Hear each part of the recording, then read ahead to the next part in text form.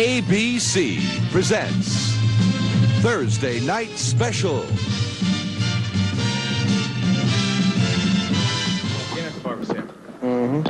Hey, we look like the, Ready? Much better. Yeah. Yeah.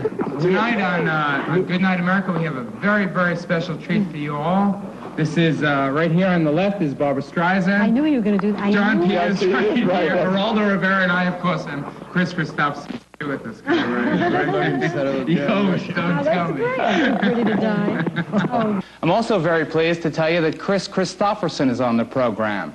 Co-starring with Barbra in A Star is Born, Kris is already a superb actor, and he's getting better, and his own star is glowing brighter with every film he does. Barbra, John, and Kris, they're really an extraordinary trio, but there's even more to the program than that. The party following the premiere of the film in New York was held at the fashionable Tavern on the Green restaurant, and they were all there, all waiting for Barbra, who was mobbed by a horde of paparazzi on her arrival. There are really only a handful of people who can generate an almost tangible excitement just by walking into a room. The place was packed with the glittering opening night crowd, eager to see what all the gossip was about. You do excellent things. There's so much in that movie that seems real life to me. You know, even when you came into this party tonight, Barbra, and all the paparazzi were flashing all the bulbs, you know, I flashed back to the movie and the scene in there. That's what we wanted to capture, though, you know? That chaos, that craziness, that you know, so much attention. Nobody really realizes how hot those lights are and how white they are, how they show everything. Or how frantic the life is, or how unprivate it must be for you. Very, very difficult life. We wanted to show to quote Kris, the artist in his environment, you know, and what the problems are that surround performers. I mean, it just ain't easy, you know? It ain't easy at all. It also has many rewards and so forth, but it can also drive you, well, if you see the picture, you know, the guy dies at the end. Yeah, he sure does. That's about as far as you can be driven, I guess. Well, I'm proud of the movie because we got the movie made, and I think one of the reasons that it took so long to make the movie, because we've been working on it for 3 years, was the relationship between the man and the woman and the issues that they faced. And that was very important to us. That was something that was very important. Also being able to give some sense of what that life is really like, because people read about it, but they don't really see the strain and the pain and the involvement, because for everything you get, you have to pay. Mm-hmm. That's right. Well, that was always the moral of the old stories anyway, you know, that nothing is free. You have to pay the price of fame. And it's a cliche, but it's very true. It is true. For sure. How'd you get along with Kris during the film? He's beautiful. Yeah. Nice He's man. honest. That's why we're friends. Well, I don't mean to say, yes, I am honest. I can't tell a lie, neither can he, because you see it in our eyes. And that's why he'll be a fantastic movie star, because the screen doesn't lie. That's right. Your eyes are 20 feet wide. You can't lie. You can't fool it. No, the people will see. And he will be a big star. I agree with you. How'd you work out the boy-girl business What do you mean? between Kris and Barbra? How'd you separate the I celluloid from the reality? I had a very difficult time. Very difficult time. I mean, you know, it's difficult when you sit in dailies and you watch your old lady making love to another guy, you know, and, you know what I mean, great big screen and everything. Here's the man. You know. Oh, you bet. How you doing? You want to come sit over here? Yeah. Kris Kristofferson, the Rhodes Scholar turned country singer turned movie actor, has just turned still another corner in his up and down professional life. He's given up the booze, and that was the only thing, I think, that has been keeping him from becoming the leading man in American movies. So after a shaky start, Kris is really heading for the top. Good to see you. I go. Let's see. Love story. Excuse me.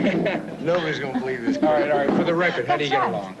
Right into the meat of it. How do you get along? Maybe we should have a fight or something. No. You all done that already. I know, one fight is not. Right in the public in front of everybody. Jeez. We have been together several times. We've done a couple of TV things. In Santa Barbara, in California, you did a benefit concert for Cesar Chavez and the United Farm Workers. I went with you from near your house in Malibu up to the concert. You were drinking that old Granddaddy or whatever it was. You really, I swear to God, Kris, and I'm saying this, and you know I love you, it seemed when I was watching that movie that I was watching your life story. Well, I'll tell you what, after I saw your AM show with Cesar, It was so embarrassing watching myself that drunk with a guy that I respected enough to be doing a benefit for him. I mean, I didn't even walk off the stage with Caesar, if you noticed. And I had to watch it twice in 2 days in a row, sober. Me about it, I remember. And then right after that, that was at the end of our tour, which came right at the end of the movie, which is just, it was, when we did the tour, I just kept playing the same role, more or less, of the guy that I was playing. But, What about now? I feel great. I'm aware of what's going on. What's changed in your life? Let me ask you that. I quit drinking. I quit smoking about a year ago, but the movie had kind of a cathartic effect. I got to see a screen of the thing right after your thing. I was so afraid you wouldn't like it, too. I loved it. When I showed it to you.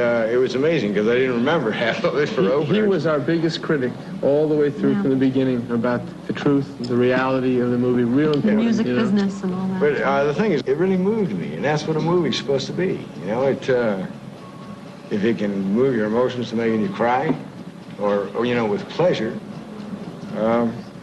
I think you did a job. I think they ought to feel great. They shouldn't be sitting around talking about these damn critics, you know.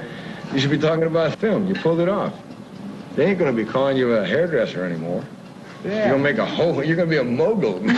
Yeah. I kept telling them I was going to walk from before the movie, during it, and he told me to walk a couple times, and by the end of it, though, all the territories that we were all fighting for, I think, got covered, you know. I'm so proud of the damn thing that just being a part of it, you know. I feel like I got swatted in the tail with luck.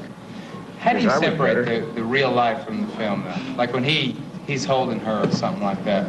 Well, now you're a damn troublemaker. Well, no, it's obvious that you managed it with harmony and great goodwill, but I'm just wondering how you handle it. No, that's a good question, because a lot of the time, that's a lot of the times why we were fighting, because I always figured I'd come into the bedroom and she was cheating on me, you know what I mean? Oh, honey, but, I would never do that. I remember that scene from the... You know, what I was going to say before about Kris is that I had, in our relationship, I had envisioned certain things between the two of them, and when it would come together, Kris's characterization, his person, was beyond what I had dreamed. I mean, there are certain scenes in the movie that I had hoped for, and when they came off, and I came up to him and I said they were beyond what I had ever dreamed them to be. You know, because they come together for a certain period of time, and they have to be in love, and they have to have this magical chemistry, which they did anyhow.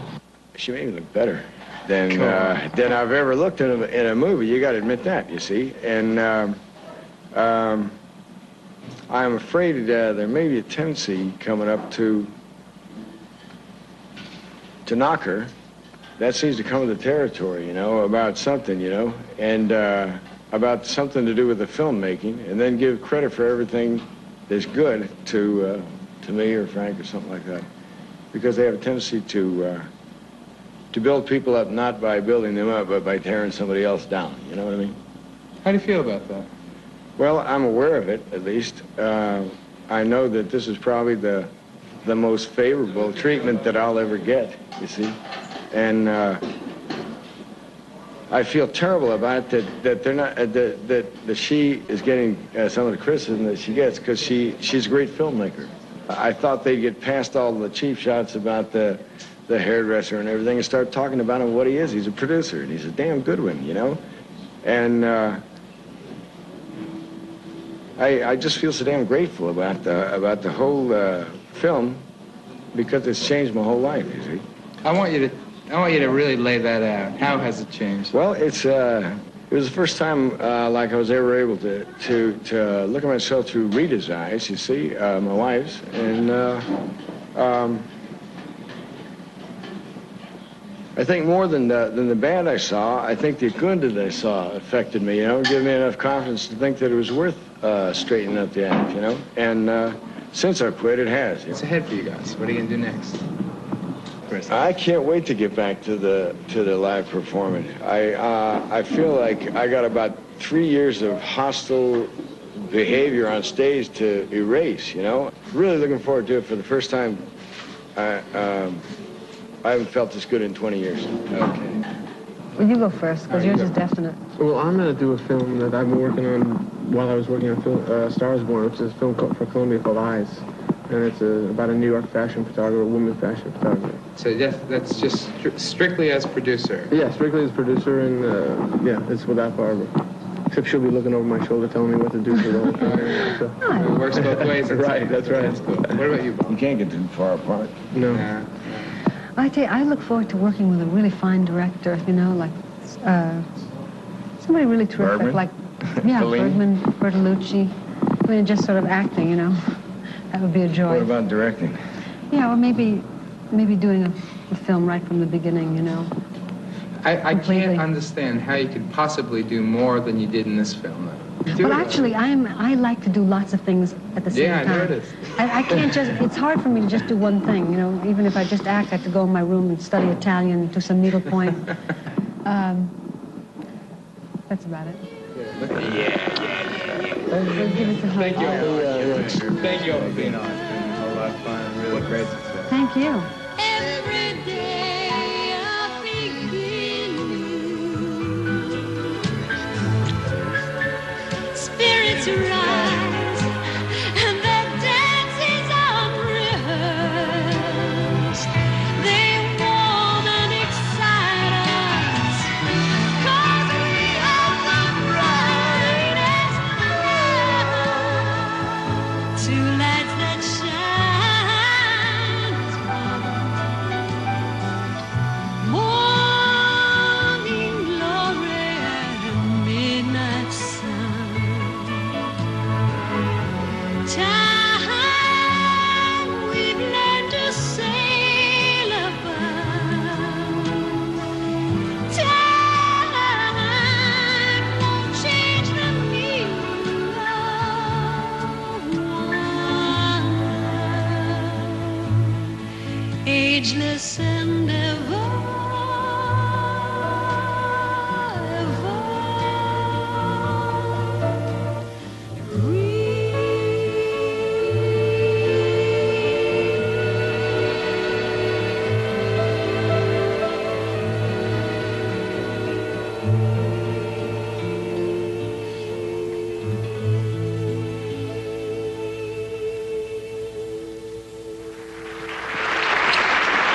Pretty song, pretty moving.